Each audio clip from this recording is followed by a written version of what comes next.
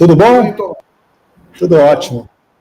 Bom dia, obrigada, Thomas. Bom dia, Ana, tudo bem? Sim, tudo bem, obrigada. Ana, eu posso começar aqui perguntando para o... Pode, bora lá. Thomas, é o seguinte, a pergunta ela é ampla, mas eu acho que dá para rolar aí uma resposta um pouco sintetizada para que a nossa audiência compreenda de uma forma mais clara. O que acontece, né, que a imprensa brasileira e alguns outros setores liberais aí e tal já correram com 2 ou 3 dias de mandato para apontar todos os dedos do mundo para o modelo econômico proposto pelo presidente Lula? Eu notei uma coisa, isso é curiosíssimo, né? Eu estou aí no jornalismo há 20 anos, né, 21 anos, e mesmo antes disso, eu não me lembro da imprensa brasileira ficar utilizando a expressão desenvolvimentista como está usando agora. Eles falam assim, não, olha, o Lula, né? Porque antes tinha aquela coisa que era a coisa vermelha, a coisa socialista, agora é assim. Não, porque esse modelo que o Lula está adotando aí para as estatais, né? Ou então para gasto público aí fomentar o crescimento, não, é uma visão desenvolvimentista. Parece que eles ajustaram um pouco aí a linguagem para não utilizar aquela linguagem anterior, que era uma linguagem bastante até taxativa, né? Tentava ali estigmatizar. Parece que agora as palavras vão se arredondando, mas as críticas seguem no mesmo sentido. O que o Lula está fazendo ou disse que vai fazer que causou essa confusão aí, queda acentuada na Bolsa, um problema cambial se acentuou, a previsão do aumento da Selic foi, né, revisto. O que acontece? Rapaz, é uma pergunta muito comprida, mas vamos lá. Eu acho que assim, são várias coisas, né? Acho que a primeira coisa que a gente tem que entender é que a mídia principal, a mídia mais rica do Brasil, ela queria a eleição da Simone Tebet. Bom, ela apostou, ela ficou ali procurando um candidato durante meses e meses e meses, até sobrar a Simone, e foi no barco da Simone até onde deu. E ela foi apoiar, ela tendeu ao Lula no segundo turno por eliminação, porque basicamente, mesmo ali era um liberalismo que falava, não, isso aqui, um segundo governo Bolsonaro seria tão desastroso, não ia se mentir o dobro, não ia ser 2 vezes pior, ia ser tantas vezes pior que o primeiro, que ali as pessoas chegou no limite onde não dava mais.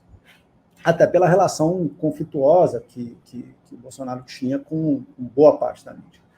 Então, eu acho que agora é aquela questão que assim, no dia seguinte já vão mostrar nossas diferenças. Então, isso aqui pode, isso aqui não pode. Então, acho que tem uma coisa assim, logicamente tem aí uma postura de vamos criticar o Lula, né, onde puder, e onde eles não vão criticar o Lula. Eles não vão criticar o Lula e não vão criticar este governo na questão do desarmamento. Eles não vão criticar o governo quando o governo voltar a colocar, eu digo colocar a Amazônia dentro da lei, porque hoje a Amazônia está fora da lei, né? Colocar a Amazônia dentro da lei, não é fazer nada de novo, é só colocar dentro da lei. Colocar o SUS com prioridade.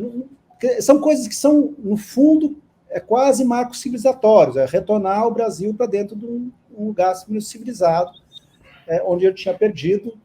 Eu acho que isso, especialmente na questão da justiça, a questão do meio ambiente, questão de saúde, questão de educação.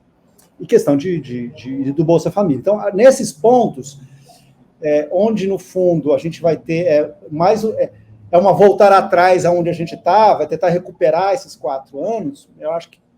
Mas aonde que, então, eles vão atacar? Quer dizer, onde é o núcleo? É onde está o Haddad. E aí, para mim, eu acho que esse é o grande desafio que o Haddad tem para conseguir...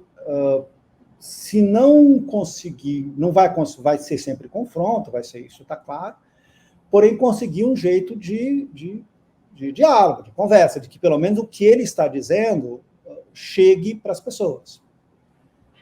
E eu acho que esse é o grande desafio. Para mim, o grande desafio desse governo é fazer com que você tenha não só o Haddad, mas o Haddad, quem quer que seja a equipe econômica, quer dizer, ou seja, todas as outras pessoas falem o mesmo idioma e, sabe, ok, a prioridade é X, a prioridade é a âncora fiscal, tá bom, a prioridade é fiscal.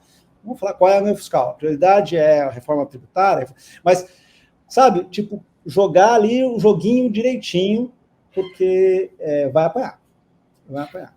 Thomas, inclusive você escreveu um livro sobre isso, né? Sobre o pior emprego do mundo. Eu adoro o nome desse livro.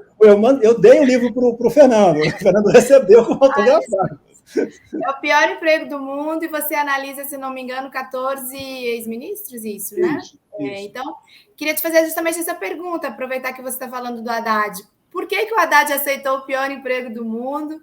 Como que ele está lidando aí nesse início, né? Nesse lugar? Como que você vê esse começo, né? Nós percebemos que essas primeiras falas dele já como ministro são muito alegando essas perdas bilionárias, né? Com os últimos meses, tanto da campanha, como agora nos últimos dias de Bolsonaro, uma série de desonerações que o próprio Mourão assinou. Mas ele também já tem falado também de uma perspectiva aí de tratar de reforma fiscal, reforma tributária, já colocar isso na pauta do Congresso agora no começo. Queria que você colocasse para a gente um pouco isso. Pode falar um pouquinho do seu livro também, para quem quiser ir lá consultar, porque eu acho que é uma ótima fonte de consulta. Pode fazer propaganda do livro. E conta para a gente como que você vê aí esse Haddad no pior emprego do mundo. Então, eu acho assim, uma coisa que por que eu só para explicar um pouco para o nosso telespectador aqui, por que eu chamo de o pior emprego do mundo? Porque eu acho que o Ministério da Fazenda no Brasil é como funciona quase como se fosse o primeiro-ministro. Como a gente sempre está numa emergência econômica, o Brasil é um país que vive de emergências em emergências, o sucesso do governo ele não é medido... Na verdade, ele é medido pela economia. Né? Se as pessoas, depois de 4 anos, estão melhores ou estão piores, a vida está melhor ou está pior economicamente. Só que o presidente, ao menos, ele pode demitir o ministro a qualquer momento. O ministro, em compensação, ele tem todas as responsabilidades com o emprego, com a inflação, com o dólar, com os juros, com todo esse... com todas as cobranças, sem ter a vantagem da permanência no cargo. Né?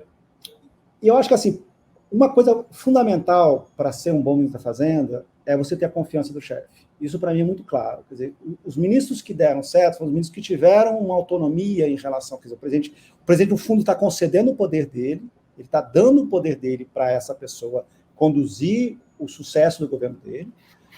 E isso assim, se você não tiver a confiança completa nessa pessoa, isso não vai funcionar.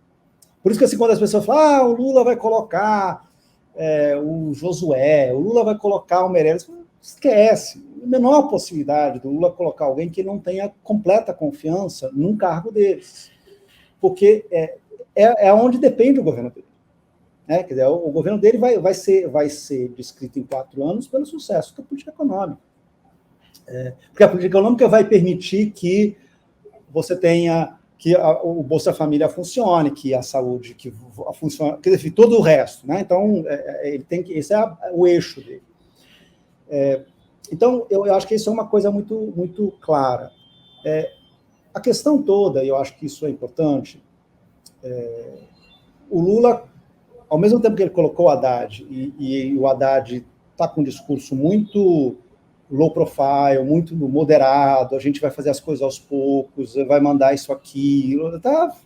Eu brinco de distribuindo ansiolíticos para as pessoas, para todo mundo ficar calmo e tal, e que vai ser um processo.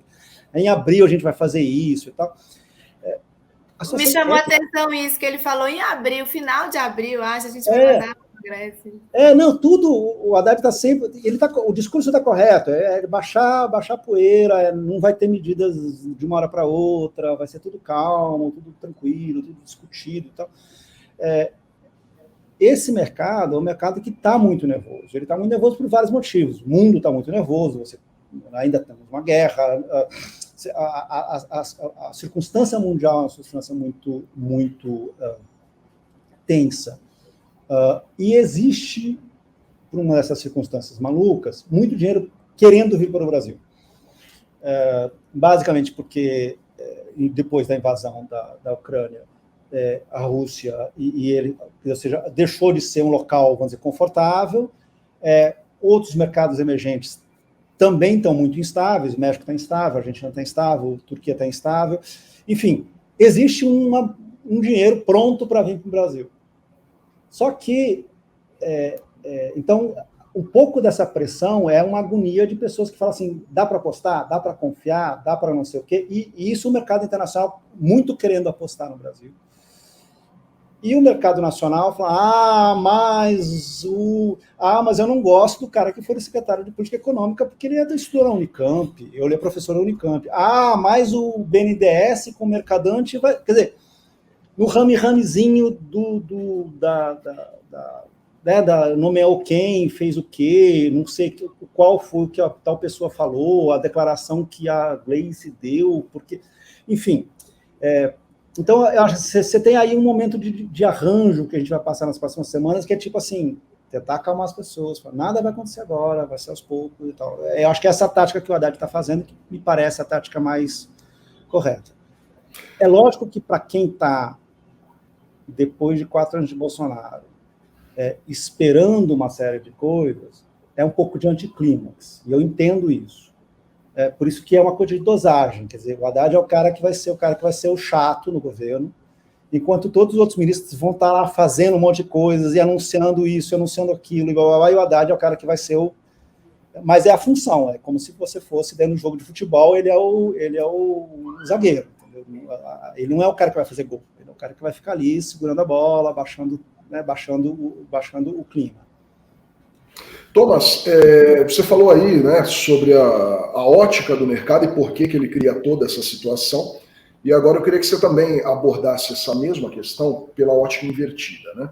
Uhum. O cidadão que está em casa vem olhando aí um país cujo custo de vida aumentou demais nos últimos tempos. Isso aí se dá por uma série de razões, né? Nós temos hoje aí as taxas de juros aí, umas das mais altas do mundo, e inclusive com essas últimas manifestações do tal mercado, né, desse ente abstrato, a previsão de que a Selic permaneça maior, ela se estendeu. Nós temos uma crise cambial que, incrivelmente, não se estabilizou desde a pandemia. A gente acreditou que o dólar ia passar de R$5 e que depois ele talvez recuasse. Não recuou, se manteve alto, e agora a previsão, né? E isso afeta em cadeia, porque, na verdade, além de ficar muito mais vantajoso para os nossos produtores venderem para fora, né, do que vender no mercado, o que faz o preço encarecer, o que se compra de fora também, né? Você consegue vislumbrar, dizer se há no horizonte, não uma previsão, não é nada disso, mas assim, um caminho a ser trilhado para que essa crise cambial, na medida do possível, se resolva, para que esses juros, dentro do possível, diminuem, para que as coisas comecem a entrar dentro do que a gente considera aqui no Brasil um parâmetro de normalidade? Então, Henrique, a coisa toda nós estamos todos com muita pressa. Eu acho que essa é a questão toda. Eu acho que todo mundo está com muita pressa, porque não foram apenas 4, quer dizer, você teve esses 4 anos do governo Bolsonaro, mas esses últimos 2 meses, foi a transição, esses últimos 2 meses valendo por, 20 anos, né?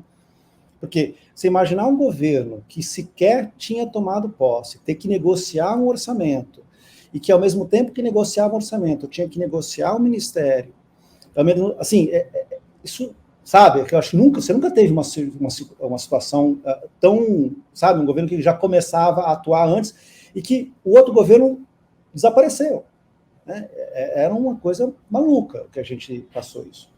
O Paulo Guedes saiu de férias no dia, 15 de dezembro, foi embora, voltou, tchau, não voltou mais.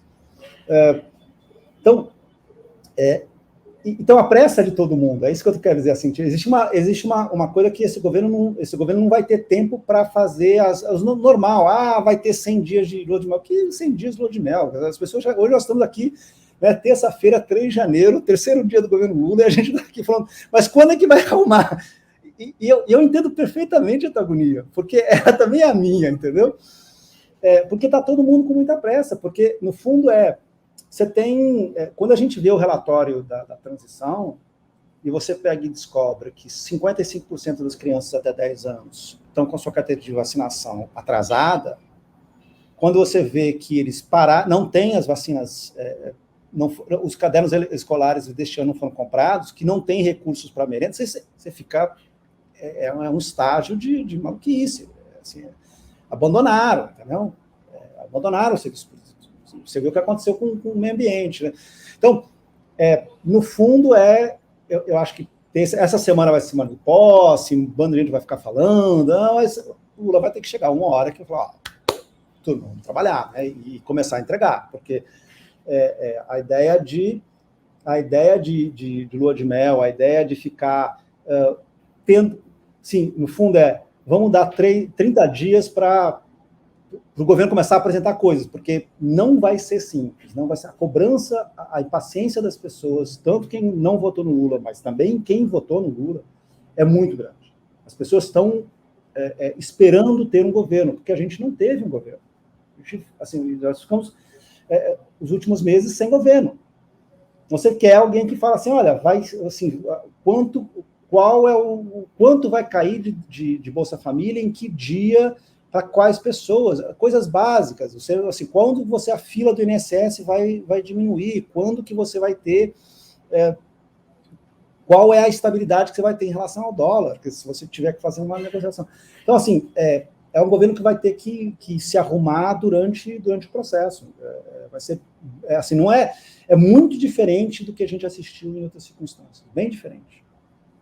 Eu digo que nós passamos 4 anos aí com a sensação de quem dorme com uma calça jeans molhada, né? Então agora não é a impaciência aflora em todos, na imprensa, nos analistas, em todo mundo, e é bem essa mesma sensação. Eu acho que é engraçado. E é engraçado que as pessoas falam, os eleitores da oposição, que não votam no Lula. Não, são os eleitores do Lula que estão impacientes. Sim. A paciência maior são os eleitores do Lula. Ô, Thomas, agora você falou, nós não tivemos um governo, né? E a transição demonstra isso. Nós teremos uma oposição? Como será essa oposição? Antes de você entrar aqui, a gente estava conversando um pouco sobre isso, né? As características do clã Bolsonaro, a sua relação com partidos PL, partidos que estão na oficialidade, que têm que operar dentro das regras, né? E que até resvalaram para aventuras induzidas justamente pelo Bolsonaro e acabaram complicados aí com recursos financeiros, inclusive embargados. Como vai ser essa oposição, na sua opinião? E já agradecendo a sua presença aqui com a gente hoje. Então, eu acho que tem duas coisas. Eu acho que você tem ali um grupo, especialmente no Senado, que é uma oposição ideológica muito clara, essa vai votar contra o Lula, que vamos dizer, uma aliança que ela está dentro do guarda-chuva do bolsonarismo, mas é a turma do agro mais a turma evangélica. E isso, eles vão batendo, assim, porque no momento que qualquer coisa que for feita para colocar, como eu chamo, colocar a Amazônia dentro da lei, cara, você vai ter 50, você vai ter uma bancada inteira do agro, né, se erguendo. No momento que você começar a retirar todos os pastores que estão dentro do Ministério da Educação e colocar educadores, né, essa revolução, quer dizer, no momento que você começa a tirar esse pessoal dentro do governo e fazer as trocas normais, você já vai ter uma oposição muito forte, que vai ser uma oposição, eu tenho certeza, vai ser uma oposição muito mais forte do que, não é só, as pessoas falam, mas é só o esquema centrão, não, tem um esquema centrão normal, que vai ali fazer as chantagens, mas eu acho que vai ter uma oposição real, que é basicamente agro, mais evangélicos, mais bolsonaristas radicais ali, mas que vai funcionar assim, que vai bloquear o que puder, que vai incomodar onde puder. E o Bolsonaro... Porque literalmente, eles querem governo errado, porque eles só conseguem voltar se o governo der errado. E como é que você acha que eles vão encaixar o Bolsonaro aí dentro? Eu acho interessante, né? Porque o Bolsonaro ele é um fenômeno popular, é inegável, mas ele só existe enquanto ele fala, né? Ele é uma coisa em comunicação, a gente que trabalha em comunicação, é muito interessante isso, porque ele só existe enquanto ele está tweetando, enquanto ele está fazendo live, quando ele murchou depois da eleição, ele deixou de ser uma liderança. Eu acho que é uma coisa que a gente vai ter que... Eu não esperava isso, acho que ninguém esperava que ele literalmente desaparecesse como ele fez, né? E isso, para muitos bolsonaristas, foi uma traição. Então, eu acho que é algo que eu não vou arriscar, porque não é a minha área de expertise, eu acho que é uma coisa que a gente vai ter que ver como é que vai ser esse pós-Bolsonaro.